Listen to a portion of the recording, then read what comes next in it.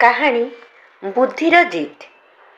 ଜଣେ ରାଜାଙ୍କ ପାଖରେ ଗୋଟେ ଛେଳି ଛୁଆଟିଏ ଥିଲା। ସେ ତାକୁ ବହୁତ ଭଲ ପାଉଥିଲେ। ଛେଳିକୁ ଯେତେ ଖାଇବାକୁ ଦେଉଥିଲେ ସେ ସବୁ ଖାଇ ଦେଉଥିଲା। ଛେଳିର ଏହିପରି ଲକ୍ଷଣ ଦେଖି ଥରେ ରାଜାଙ୍କ ମନକୁ ଏକ ବିଚିତ୍ର ଖିଆଲ ଆସିଲା। ସେ ରାଜଦରବାରରେ ଘୋଷଣା କଲେ ଯେ ମୋ ପାଖରେ ଥିବା ଛେଳିଟିକୁ ଯିଏ ନେଇ ପେଟ ଭରି ଖାଇବାକୁ ଦେବ ତାକୁ 1,00,000 ସ୍ୱର୍ଣ୍ଣମୁଦ୍ରା ଦିଆଯିବ। ଆଉ ଯିଏ ହାରିଯିବ ତାକୁ 1 ମାସ ବିନା ଦରମାରେ ରାଜମହଲରେ କାମ କରିବାକୁ ହେବ। 1,00,000 ସ୍ୱର୍ଣ୍ଣମୁଦ୍ରା ଲୋଭରେ ବହୁତ ବ୍ୟକ୍ତି ଆସିଲେ। ପ୍ରତ୍ୟେକ ଦିନ ଜଣ ଜଣ କରି ଛେଳିକୁ ନେଇ ପେଟ ଭରି ଖାଇବାକୁ ଦେଇ ରାଜଦରବାରକୁ ନେଇ ଆସନ୍ତି। ରାଜଦରବାରରେ ରାଜା ଛେଳିକୁ କଅଁଳିଆ ଘାସ ଦେଖାଇ ଦିଅନ୍ତି। ଛେଳିଟି ଯେତେ ପେଟ ଭରି ଖାଇଥିଲେ ବି କଅଁଳ ଘାସ ଦେଖି ଖାଇଦିଏ।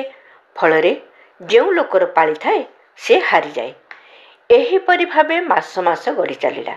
ସ୍ୱର୍ଣ୍ଣମୁଦ୍ରା ଲୋଭରେ ବହୁତ ଲୋକ ଛେଳିକୁ ନେଇକରି ଯାଉଥିଲେ, ମାତ୍ର ବାଜି ହାରି ରାଜମହଲରେ ବିନା ଦରମାରେ କାମ କରୁଥିଲେ। ଦିନେ ଜଣେ ଚତୁର ଯୁବକ ଏ ବିଷୟରେ ଚିନ୍ତା କରି ରାଜାଙ୍କ ପାଖକୁ ଗଲା ଏବଂ ଛେଳିକୁ ନେଇ ପେଟ ଭରି ଖାଇବାକୁ ଦେଇପାରିବ ବୋଲି କହିଲା। ରାଜା ଆନନ୍ଦରେ ଛେଳିଟିକୁ ଦେଇଦେଲେ।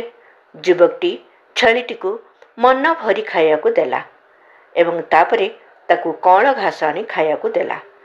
କଅଁଳ ଘାସ ଲୋଭରେ ଛେଳି ମୁହଁ ବଢ଼ାଇବାରୁ ଯୁବକଟି ତା ମୁହଁକୁ ବାଡ଼ିରେ ମାରିବାକୁ ଲାଗିଲା। ଏହିପରି ବାରମ୍ବାର କରିବାରୁ ଛେଳିଟି ଡରିଗଲା ଆଉ ଘାସ ଖାଇବାକୁ ମନ କଲା ନାହିଁ। ଏହାପରେ ଯୁବକଟି ଛେଳିକୁ ନେଇ ରାଜ ଦରବାରରେ ପହଞ୍ଚିଲା।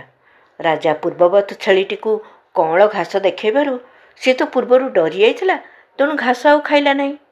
ଏଥର ଯୁବକଟିର ଜିଦ୍ ହେଲା। 1,00,000 ସ୍ୱର୍ଣ୍ଣମୁଦ୍ରା ନେଇ ଘରକୁ ଫେରିଲା। ବୁଦ୍ଧି ଥିଲେ ସମସ୍ତ ସମସ୍ୟାର ସମାଧାନ ହୋଇପାରେ। ଧନ୍ୟବାଦ। ବିଚାରକ୍ରାନ୍ତି ଦୂତ ୟୁଟ୍ୟୁବ୍ ଓଡ଼ିଆ ଚ୍ୟାନେଲକୁ ସବସ୍କ୍ରାଇବ୍ କରିବା ସହ ପରବର୍ତ୍ତୀ ଭିଡ଼ିଓ ପ୍ରାପ୍ତ କରିବା ପାଇଁ ବେଲ୍ ଆଇକନ୍ ଦବାନ୍ତୁ ଏବଂ ବିଚାରକ୍ରାନ୍ତି ଦୂତ ଓଡ଼ିଆ ଫେସବୁକ୍ ଓ ଇନଷ୍ଟାଗ୍ରାମ ସହ ଯୋଡ଼ି ହୁଅନ୍ତୁ। ଧନ୍ୟବାଦ।